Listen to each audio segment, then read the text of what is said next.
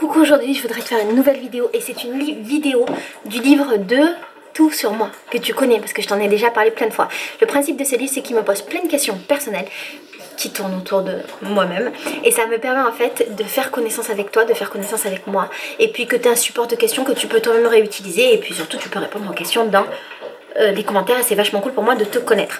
La dernière fois on avait fait une vidéo où on parlait des mamans, de ma maman à moi en fait. Là je vais te faire une nouvelle vidéo qui parle de mon père, tu vois. Et donc c'est la thématique en fait de ce chapitre du bouquin.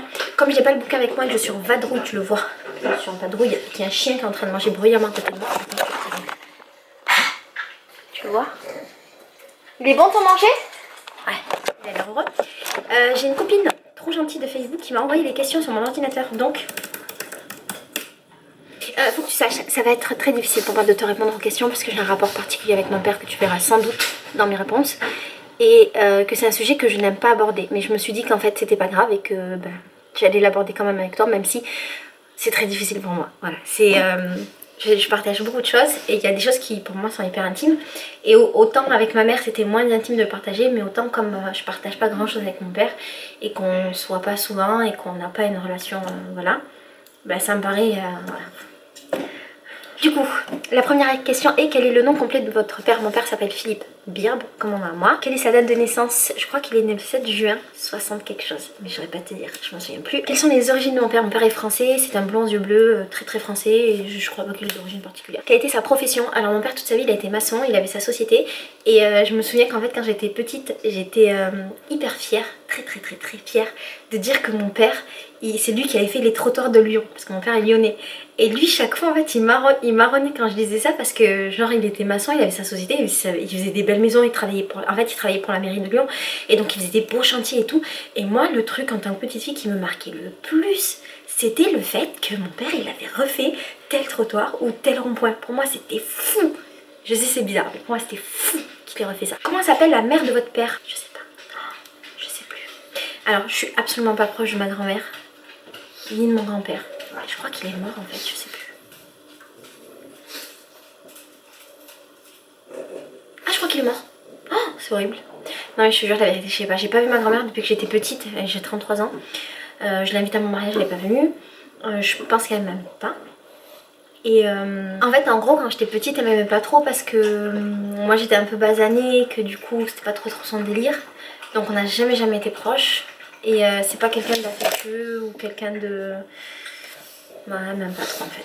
Je me souviens quand j'étais petite, par exemple, elle faisait plein de cadeaux à mes cousins, mes cousines et moi j'avais jamais de cadeaux. Par exemple à Noël, eux ils avaient tous un cadeau de ma grand-mère et moi j'en avais pas. Voilà, donc je crois qu'elle m'a jamais vraiment aimée. Et du coup je saurais pas te dire comment elle s'appelle. Je crois Claudine. Je sais pas. Il faut dire si mon père a des frères et sœurs. Oui, mais alors la vérité c'est que je suis pas hyper proche de la famille de mon père. Et donc oui. Mais je sais plus comment ils s'appellent mes oncles et mes tantes, je sais c'est horrible. Je sais que j'ai une tante qui s'appelle Christine, qui est venue à mon mariage et que j'avais été trop touchée parce que je l'avais plus vue depuis des années-lumière.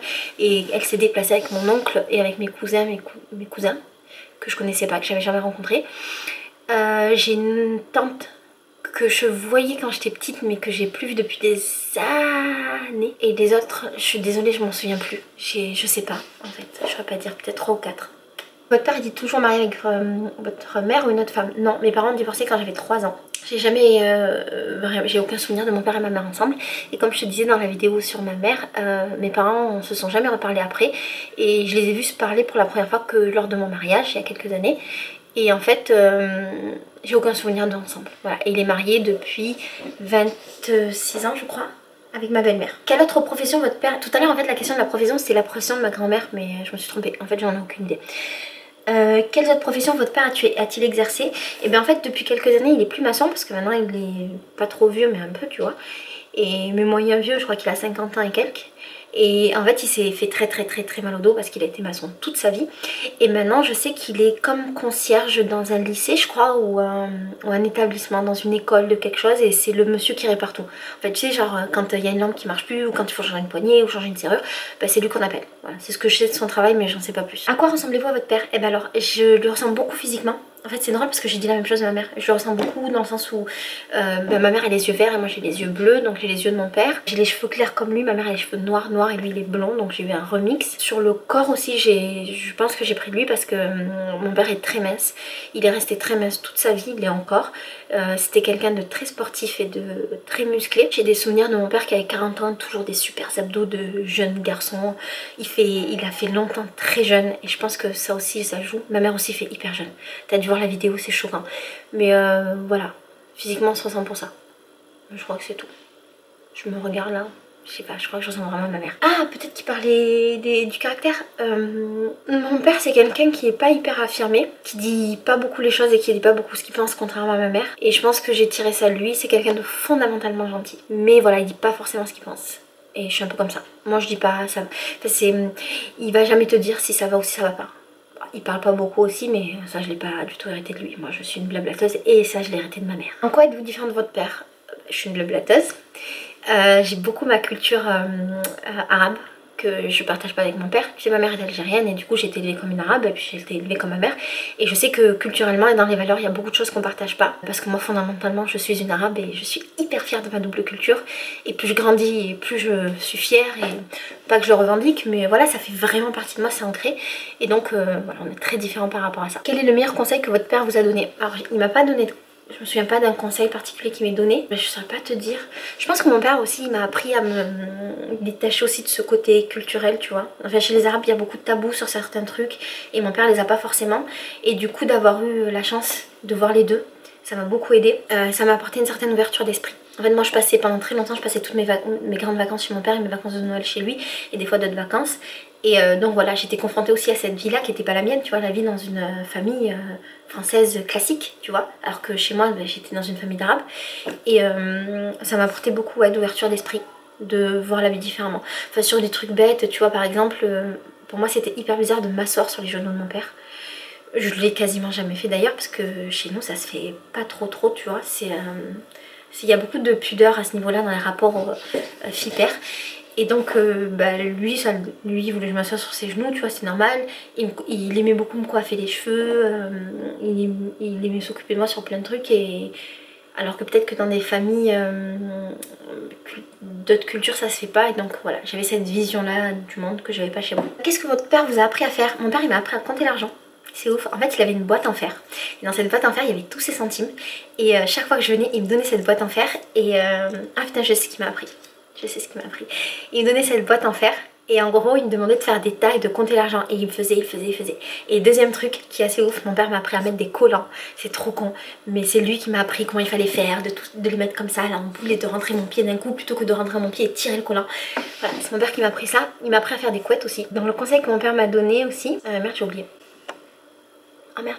Qu'est-ce qu'il m'a appris? Il m'a appris à faire les sous. Il m'a appris des chansons de militaires. Mon père était militaire aussi pendant longtemps, j'ai oublié de te dire. Il était parachutiste et c'est sa plus grande fierté dans la vie. Il était marathonien aussi. Ouais, il m'apprenait des chansons de genre la Madelon vient nous servir à boire. Et je me souviens dans son camion et moi j'étais trop fière que mon père était un camion. Dans son camion de maçon, on chantait la Madelon vient nous servir à boire. Putain, je me souviens plus du meilleur conseil que mon père m'a donné. Qu'est-ce qu'il m'a appris? J'allais te le dire mais j'ai oublié. Ça me reviendra. Quelle est l'expression que votre père vous a intégrée dans vos propres expressions? Il n'y en a pas. Que n'avez-vous jamais osé dire à mon père? Je lui ai jamais dit que je l'aimais quasiment. Jamais. Je suis pas capable. J'ai même beaucoup de mal à dire le mot papa. Je lui dis très peu. Quasiment jamais. Et quand je suis avec lui, je l'appelle même quasiment pas papa en fait. Quel sujet préférez-vous éviter d'aborder avec votre père? En fait, j'ai pas énormément parlé avec lui. J'ai beaucoup de mal à parler avec lui d'ailleurs. C'est toujours très fuyant de ma part. Et lui, c'est quelqu'un qui ne parle pas. Quand j'avais la vingtaine, en fait, j'ai eu une vraie conversation avec lui par rapport à ma mère et à son histoire avec ma mère, leur séparation, tout ça. Et en fait, ma mère malheureusement m'avait donné une vision assez négative parce que elle parle en tant que femme qui s'est séparée d'un homme et ils ont eu leur histoire, il y a eu des trucs qui ont été mal faits, tout ça. Et moi, j'avais une vision très négative de mon père et en fait il m'a donné sa version des faits et c'était vachement bien et c'était une super discussion et c'est là que je me suis rendu compte que c'était une gentille personne, même si moi je suis pas capable d'aller vers lui comme une fille normale. C'est quand même une gentille personne. Quelles sont les 3 qualités de votre père? Il est très gentil. Je pense que si j'avais été vraiment sa fille, que j'avais habité avec lui et tout, ça aurait été un bon papa. Quels sont les 3 défauts de votre père? Il me calcule pas trop. Je pense qu'il est pas à l'aise avec le fait de plaît de pas m'avoir trop calculé, tout ça, et qu'il y a une gêne qui est installée entre nous et que du coup il fait pas vraiment les choses. Et moi de mon côté c'est pareil, et donc on a cette espèce de truc qui fait qu'on n'arrive pas à se dire des trucs. À quoi ça sert un papa? Moi je crois qu'un papa ça sert à nous protéger, à nous donner de la confiance et à ce qu'on se dise quand on a un problème, qu'on a un papa pour nous aider. Et ça c'est quelque chose que j'ai jamais eu. C'est pas de sa faute, c'est juste que la vie a fait que c'était comme ça. Et moi je n'ai jamais vraiment demandé d'aide pour quoi que ce soit et que du coup voilà. Et en fait moi j'ai jamais eu l'impression d'avoir ce filet de secours là et d'avoir un papa qui me protège. C'est quelque chose qui m'a beaucoup manqué. Et c'est quelque chose qui m'a beaucoup endurci et qui a fait celle que je suis aujourd'hui, c'est-à-dire en gros la fille qui a besoin de personne, la meuf strong enough, tout ça. C'est vraiment une protection de ce manque que j'ai eu. Avez-vous déjà reçu une gifle de la part de votre père? Oui, il m'a mis des claques. Quand j'étais petite, il me mettait des claques de temps en temps. Sinon en fait, pour pas me mettre des claques, quand je faisais des crises d'hystérique, j'étais conne. J'étais un peu chiante hein, quand j'étais jeune, surtout avec lui. Il me passait un gant d'eau froide sur le visage. Il m'a mis dans la salle de bain, il me passait un gant d'eau gelé sur le visage jusqu'à ce que je me calme. Ah oui, le truc qu'il m'a appris, voilà. Mon père, il m'a appris à ne pas être une voleuse. Alors je t'explique le délire. Chez mon père, mon père habitait avec ma belle-mère et habitait avec le papa de ma belle-mère. Et en fait, chez eux, il y avait une pièce avec plein de souvenirs de famille. Une tonne. Tu sais, c'est la pièce un peu KGB avec 1 milliard de trucs. Et c'était la pièce interdite. J'avais jamais le droit d'y aller. C'était complètement interdit. Et le papa de ma belle-mère, qui est pour moi plus mon grand-père, tu vois, que lui j'aimais beaucoup. Et donc mon grand-père il me disait t'as pas le droit d'y aller, si tu vas, je vais te gronder, tu vas être puni, nanana. Donc c'était complètement interdit de la vie. Et en fait une fois j'ai été, et là pour moi c'était le palais des merveilles, il y avait plein de trucs. Et j'avais volé des trucs, mais c'était pété, genre j'avais volé un cahier avec des écritures, une carte postale, un stylo, des trucs tout pourris. Pour moi c'était des trésors. Et je les avais cachés dans mon sac. Et en fait mon père il voyait que je faisais des trucs bizarres, que je cachais mon sac, machin. Et il avait capté que j'avais fait ça, et là il m'a attrapée. Il m'a obligée à aller voir tout le monde pour m'excuser de tout ce que j'avais volé. Horrible. J'ai dû aller voir mon grand-père, lui dire papy je suis désolée, j'ai volé ça. Ma belle-mère, Christine, je suis désolée, j'ai volé ça. Mon cousin, je suis désolée, j'ai volé ça. Et ça m'a tellement marqué, tellement fait la honte, qu'après ça m'a rendu mais... Voilà, ça veut pas dire j'ai pas revolé dans ma vie, mais en tout cas ça m'a donné une valeur de malade. C'est un des plus bels enseignements que j'ai eu dans ma vie.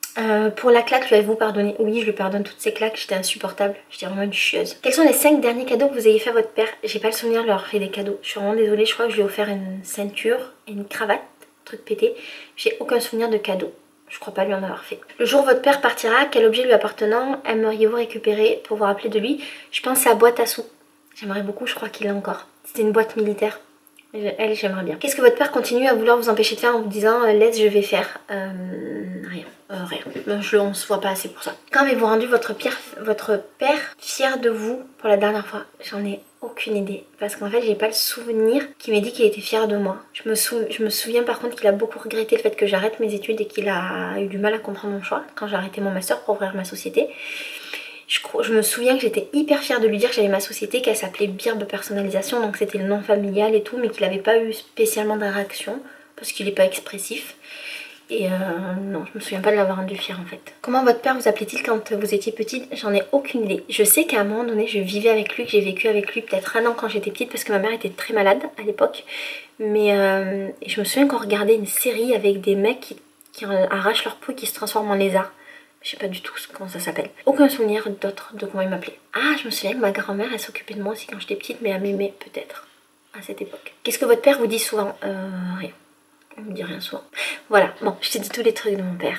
Et je t'en parle pas beaucoup dans les vidéos, je pense que je t'en reparlerai plus. Et voilà, je suis très contente qu'on soit un petit peu plus proche et moi, qu'on se connaisse mieux. N'hésite pas à me parler de la relation avec ton père, si t'as une relation conflictuelle, pas conflictuelle, machin. En tout cas, sache que j'ai pas une relation conflictuelle avec lui, on n'est pas fâchés. Juste, voilà, il y a beaucoup de... C'est bien, c'est la vie. Bon, je te fais des bisous. Ciao.